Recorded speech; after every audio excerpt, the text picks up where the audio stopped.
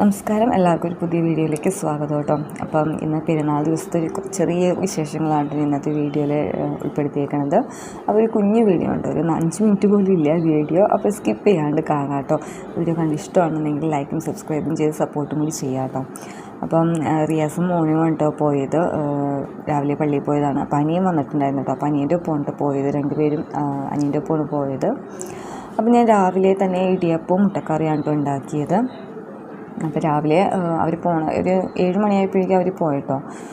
അപ്പോൾ ആ സമയത്ത് എന്തായാലും റെഡി ആയിട്ടുണ്ടായിരുന്നില്ല. അപ്പോൾ പള്ളിയിൽ നിന്ന് വന്നു കഴിയുമ്പോൾ തന്നെ ഭക്ഷണം റെഡി ആവുമല്ലോ എന്ന് വിചാരിച്ചിട്ട് ഞാൻ വേഗം ഇടിയപ്പം അതേപോലെ തന്നെ മുട്ടക്കറി ഉണ്ടാക്കി. അപ്പോൾ ചിക്കൻ കറിയൊക്കെ ഇനിയിപ്പോൾ പെട്ടെന്ന് റെഡി ആവില്ല കേട്ടോ, കുറച്ച് സമയം പിടിക്കും. അതാണ് ഞാൻ വേഗം മുട്ടക്കറിയാണ് കേട്ടോ ഉണ്ടാക്കിയത്.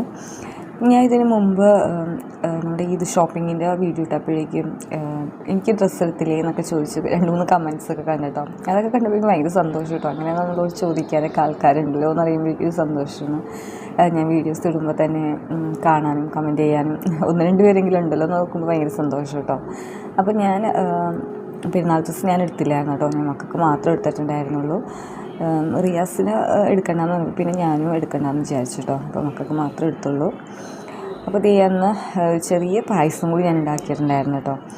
സേമിയ പായസമാണ് ഉണ്ടാക്കിയത്, ക്യാരമൽ പായസമുണ്ട് ഉണ്ടാക്കിയത്. ക്യാരമൽ ചെയ്തിട്ടാണ് ഞാൻ ഉണ്ടാക്കിയത്. അതാണ് ഒരു ചെറിയൊരു ബ്രൗൺ കളറുള്ളത്. പിന്നെ ഡ്രസ്സ് എടുക്കാത്തതിന് കാരണം വേറൊന്നുമില്ല കേട്ടോ. മക്കൾക്ക് 2-3 ഡ്രസ്സ് എടുത്ത് കഴിഞ്ഞപ്പോഴേക്കും പിന്നെ വിചാരിച്ചു നമുക്ക് വേണ്ട, നമുക്കിനി എന്തായാലും കുറച്ച് നാളായിട്ടുള്ളൂ ഞാൻ ഡ്രസ്സ് എടുത്തിട്ട്, 2-3 മാസമായിട്ടുള്ളൂ കേട്ടോ പുതിയ ഡ്രസ്സൊക്കെ ഞങ്ങൾ 2 പേരും എടുത്തിട്ട്. അപ്പോൾ പിന്നെ വിചാരിച്ചു എന്തായാലും വേണ്ട, പുതിയതുണ്ടല്ലോ, അങ്ങനെ വിചാരിച്ചിട്ടാണ് പിന്നെ ഡ്രസ്സൊന്നും എടുക്കാനത്. പിന്നെ ഈ പ്രാവശ്യം പെരുന്നാളിന് പുറത്തൊന്നും പോകാൻ നമുക്ക് പറ്റിയില്ലായിരുന്നു. ഇവിടെ കൊടുങ്ങല്ലൂർ ഭരണിയൊക്കെ കാരണം നല്ല തിരക്കായിരുന്നു കേട്ടോ. അത് കാരണം നമുക്ക് വീട്ടിൽ നിന്ന് പുറത്തോട്ട് തന്നെ ഇറങ്ങാൻ പറ്റുന്നുണ്ടായിരുന്നില്ല. വൈകുന്നേരം വരെ നല്ല തിരക്കായിരുന്നു. അപ്പോൾ പിന്നെ പുറത്തൊന്നും പോകില്ലല്ലോ. അപ്പോൾ അങ്ങനെ ഡ്രസ്സൊന്നും എടുക്കാനില്ല കേട്ടോ. അപ്പോൾ എൻ്റെ ചിക്കൻ കറിയൊക്കെ റെഡി ആയിട്ടുണ്ട്. അതേപോലെ തന്നെ ചിക്കൻ കറി ഞാൻ ഫസ്റ്റ് ഉണ്ടാക്കിയത്. അത് കഴിഞ്ഞ ശേഷമാണ് റൈസ് ഉണ്ടാക്കാൻ നിന്നത്.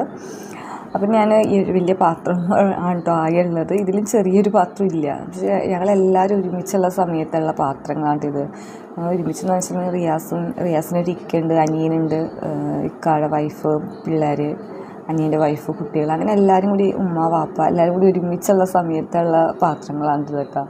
അപ്പോൾ അതിൻ്റെ ചെറുത് ഇപ്പോൾ ഞങ്ങളിപ്പോൾ 5 പേരുള്ളൂ. അപ്പോൾ എന്നാലും അപ്പോൾ അതിൻ്റെ ചെറുതില്ലാത്തതുകൊണ്ട് ആ ഒരു വലിയൊരു പാത്രത്തിൽ തന്നെയാണ് ഞാൻ ഉണ്ടാക്കിയത്. അതേപോലെ തന്നെ ചിക്കൻ കറി ആയാലും അതെ കേട്ടോ, ഈ ഒരു ഉരുളിയിലാണ് ഉണ്ടാക്കിയത്. അപ്പോൾ ഈ കറിയൊക്കെ റെഡിയായി. ഞാൻ കുറച്ച് ചിക്കൻ കറി മാറ്റി വെച്ചു കേട്ടോ. നമുക്ക് കുറച്ച് ചാറൊക്കെ, മക്കൾക്ക് കുറച്ച് ചാറൊക്കെ ആയിട്ട് വേണം പറഞ്ഞാൽ അത് കുറച്ച് മാറ്റി വെച്ചു. അതിനുശേഷം ബാക്കിയുള്ളതൊക്കെ ഇതേപോലെ ദം ചെയ്തത്. പിന്നെ മുട്ടയൊക്കെ പുഴുങ്ങിയത് അതിൻ്റെ ഇടയിൽ വെച്ച് കൊടുത്തിട്ടുണ്ട് കേട്ടോ.